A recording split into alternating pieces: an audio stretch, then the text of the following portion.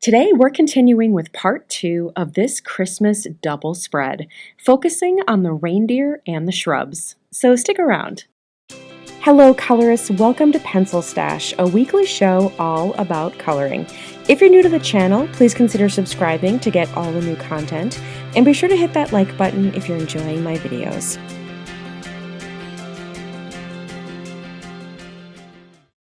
Today we're continuing with part 2 of this Christmas double spread page from the coloring book Romantic Country's Second Tale. If you missed part 1 and want to follow along, check out that one first and then come on back to us here, and I'll put a link to that one in the description for you. And again, since this is a big double spread, we'll be breaking this up into a few videos so that I can keep as much in real time as possible. Now in this video, we are just going to focus on two things, the reindeer and the greenery of the potted shrubbery. So let's begin. I'll use primarily the same color palette I began with, so we'll start with cream along the face of our ribbon here where we think that kind of the light would be hitting it, or where it would be the least in shadow. Now we'll use scarlet red and we'll go around the cream areas we just placed down with light to medium pressure, as well as right over top of the cream with a light layer of, again, this scarlet red.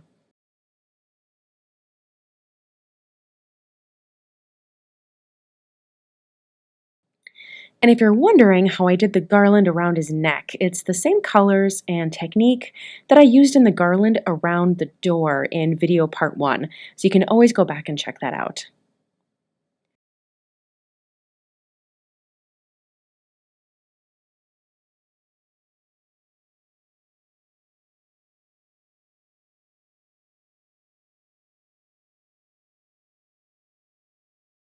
Now I'm going to take my crimson red, and again, with light to medium pressure, I'll go around the edge of the center knot, around the outside edges,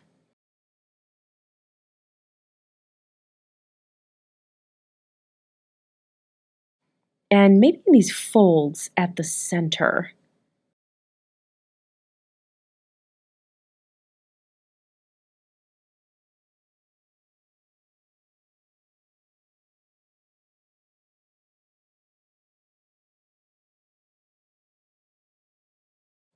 And don't forget down the tail of the ribbon too, especially where it meets the bow part, since that end would be folded and shadowed more than the bottom portions.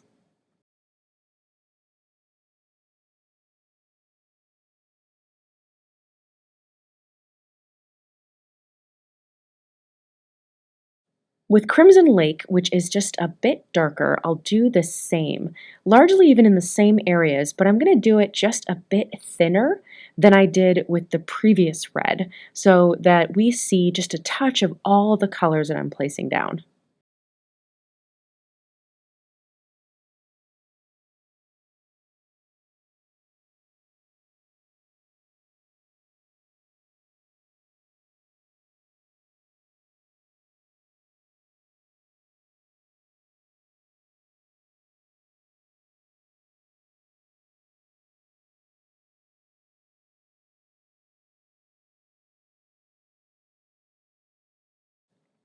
Then I'll save the darkest portions for the black raspberry, starting with those folds on either side of the center knot, moving in a side-to-side direction,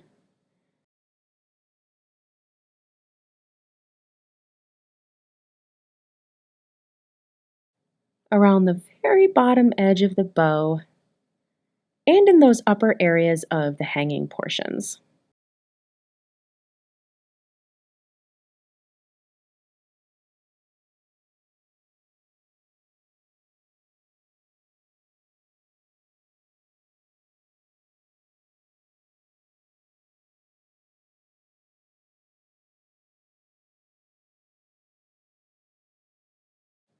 With medium pressure, use your colorless blender pencil to push all these great colors around.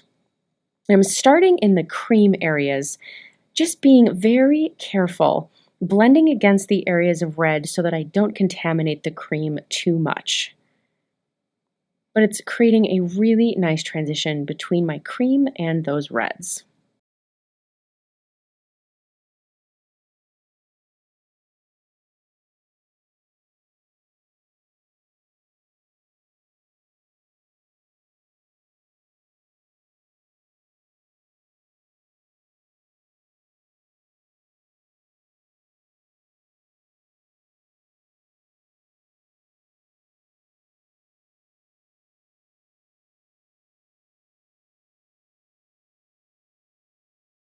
And our bow is done. Continuing right along on our handsome reindeer himself, we'll do about half of the antlers with this ginger root color. And when I say half, I mean actually horizontally. So leave a thin white line down the length of each of the sides of the antlers as we go along here. And I have to be honest, I was not familiar with the coloring and fur of an actual reindeer, so I had to pull up a few reference photos on Google to know how to color this guy. Don't be afraid to do that. It's a great tool.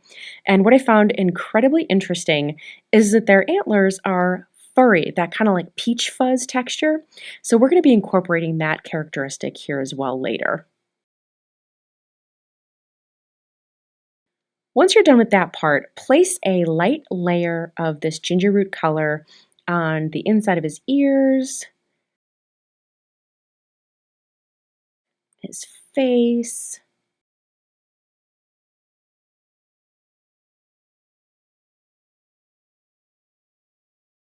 down his neck, and across this furry area on his chest.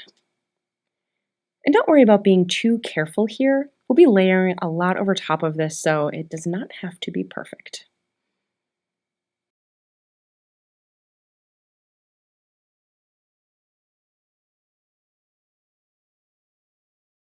A little bit of ginger root on just the lower portion of his legs here too, just right above the hooves.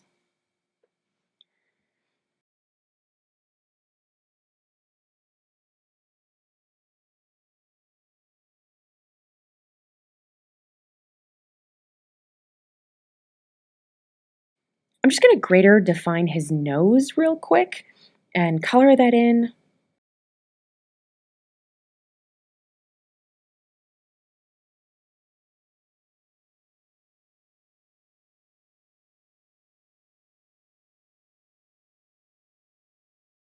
And I'll do his hooves too.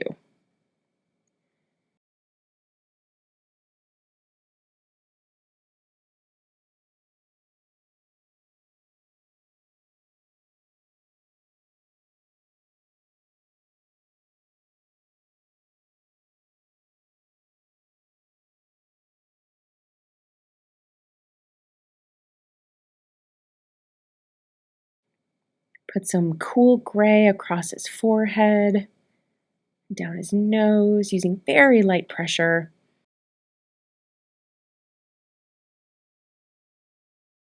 Define his cheekbone a bit, and back again to his nose. Now I'm going to use a combination of both cool grays and French grays on this reindeer, and I'm switching to a French gray now. Cool grays are very much your typical gray, kind of what you think of when you think of gray, that has kind of hints of blue, maybe even a little bit of purple, just very cool tones. And French grays, however, are very warm tones and have hints of brown. So when I was looking at the photos of the reindeer, the reference photos, they have a varied coat of fur with lots of color variation. So I thought it would be good to kind of bounce between our French and our cool grays just to kind of recreate that color variation.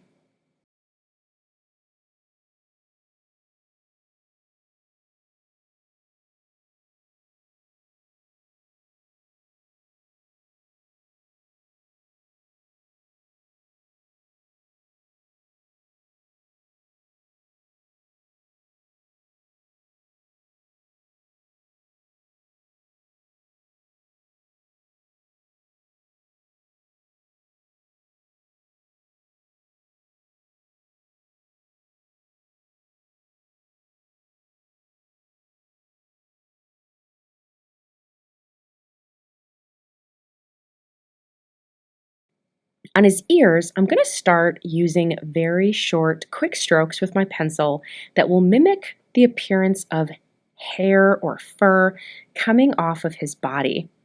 And keep those strokes kind of close together, but vary the length slightly as well as the direction that they end in, just to make it look a bit more realistic. Here, I'll show you on his body where you can see it a bit better. And a great place to start is right along those lines that the artist has already given us so that you're following that kind of natural line down his body. And now those black lines that the artist gave us will just add some additional texture and color variation to our reindeer.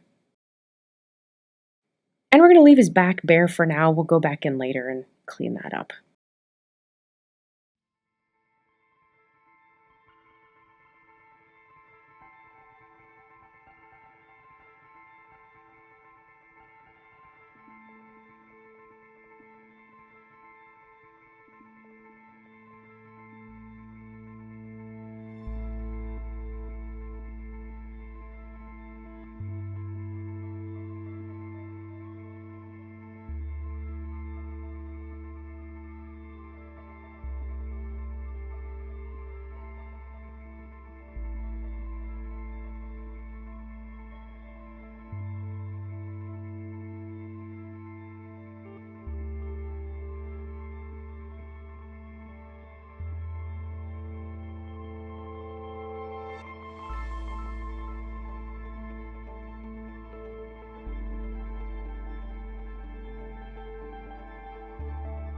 Now going one color darker in the French grays with our 90%, we'll use the same short, quick strokes to add that variation. I'll put some on his tail and his underbelly.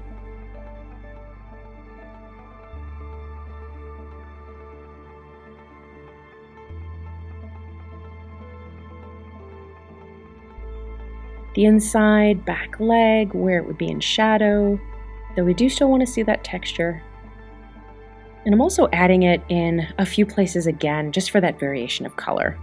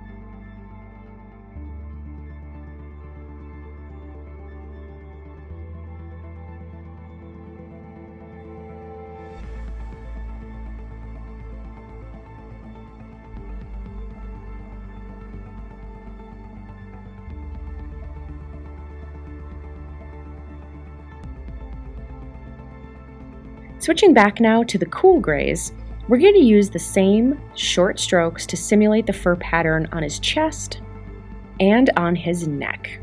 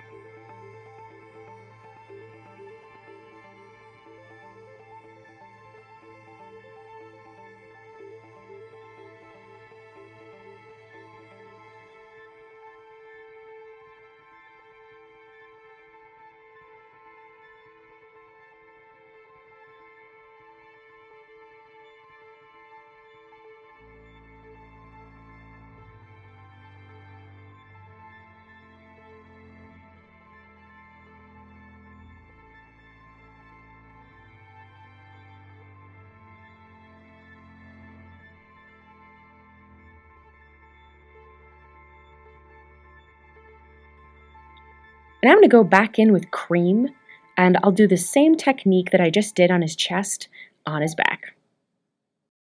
Now I'm going to go back into those areas now with a French gray. So again, adding that sort of brown, warmer tone. As this is really the areas I found the most visual color variation and interest in the photos of the reindeer that I found on Google.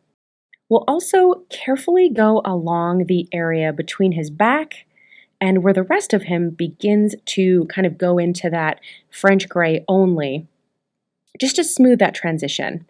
And I'll do that by using an upward stroke instead of a downward one.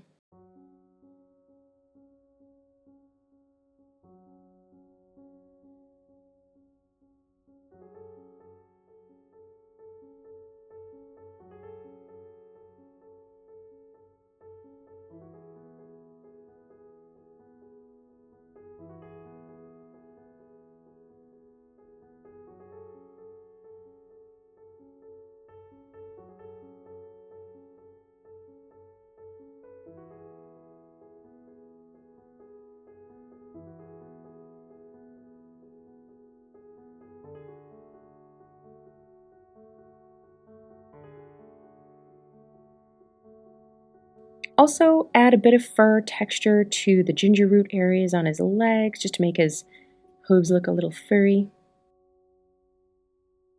Now, on the antlers, remember that furry texture that I mentioned earlier, that peach fuzz?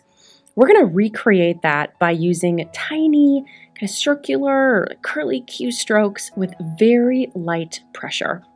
And make sure that your pencil is nice and sharp for this. And I know it's hard to see on camera, but this will recreate that fuzzy appearance. And don't forget, you're only placing this on the portion of the antlers we left white, as well as a little bit into that ginger root area just to transition so that there isn't a harsh line between the two.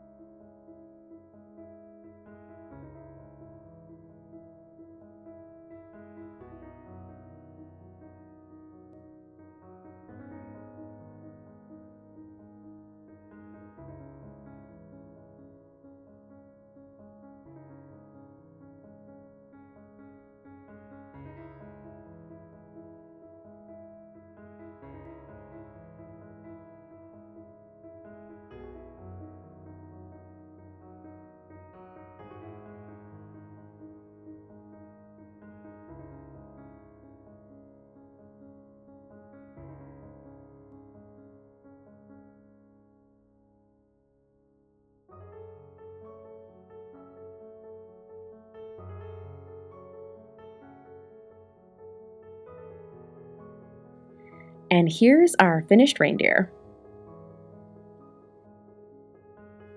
Going back to continue the greenery that we started in video 1, I'm going to tackle this potted shrub.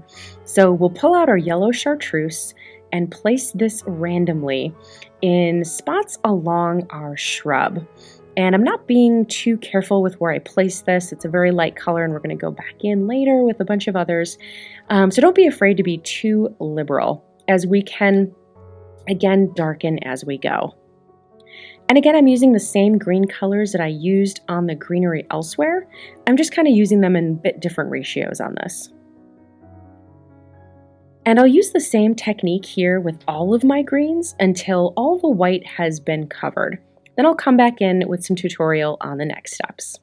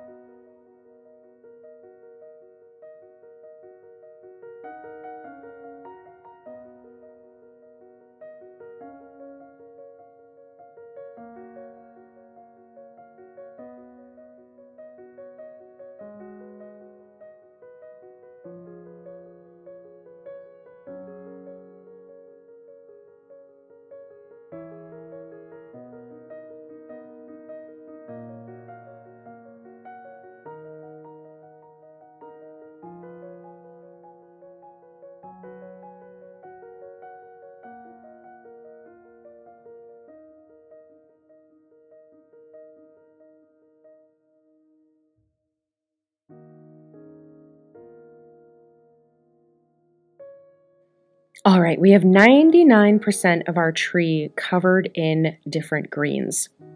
So now it's time to break out the espresso. Not the coffee, but the color. Easily one of my hardest working and favorite browns. And I'm going to use this espresso color to add depth, a very important step, so that your shrub doesn't end up looking like a two-dimensional piece of cardboard.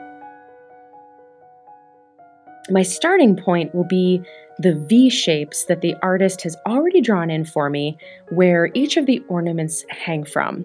And I'm going to place the espresso in each of these areas right below that given line, using kind of light to medium pressure to better transition it against those green colors.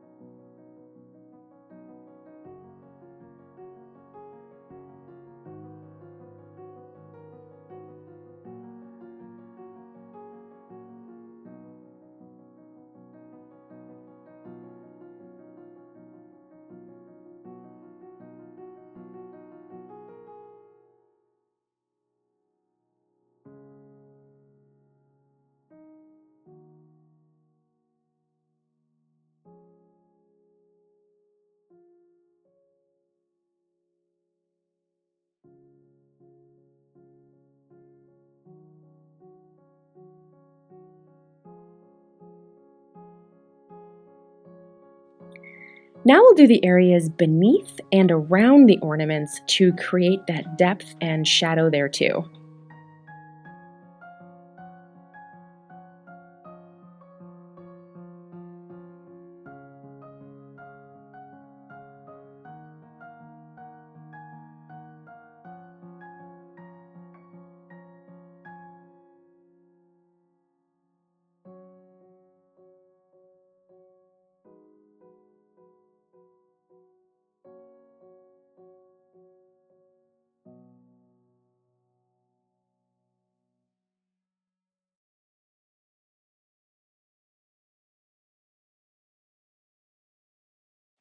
The tree is looking a little lighter than I wanted overall, so I'm going to go back in with my Prussian green and my dark green, adding more layers and more tweaking until I'm happy with the look. Which is the nice thing about starting with those lighter colors and then moving your way darker, because you can continually finesse. If you had started dark and wanted to go lighter, you'd be breaking out your eraser.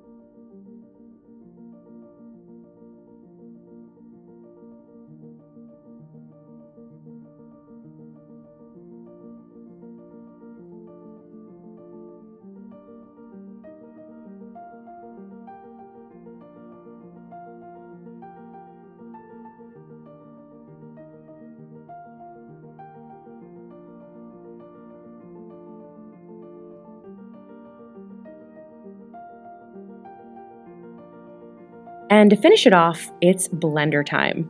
Use medium pressure here in vertical strokes to smooth out all these layers and all these colors.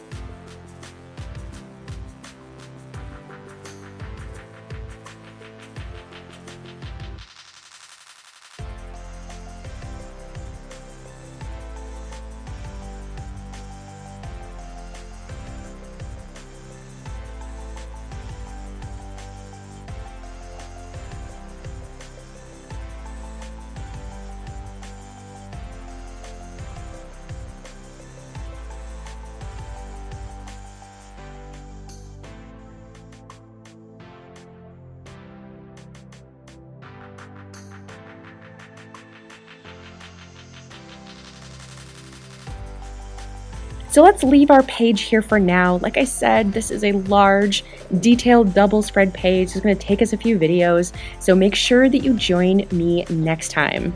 And here's what the page is looking like so far. I just love it, and I can't wait to see how this one comes out.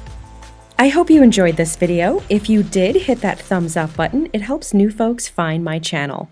Also, please consider subscribing and visiting the rest of my channel to watch more coloring tutorials. Thanks so much for watching today. I will see you next time.